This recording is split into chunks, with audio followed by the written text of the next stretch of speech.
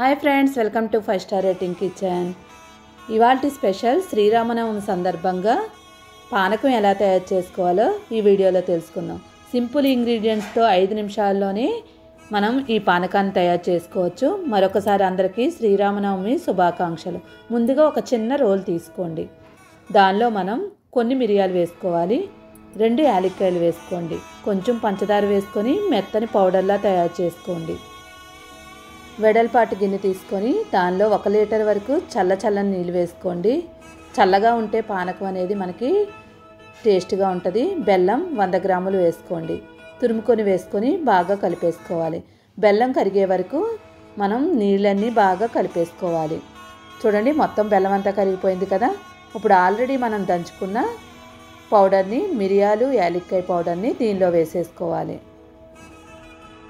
రాముని యొక్క పానకం రెడీ అయిపోయింది. ఇంకా దీంతో పాటు మనం చలివిడి వడపప్పును పెట్టేసుకొని దేవుడికి సమర్పించినట్లయితే ఆ దేవుని యొక్క తీర్థప్రసాదాలు రెడీ అయిపోయినట్లే. Thank you for watching 5 star rating kitchen.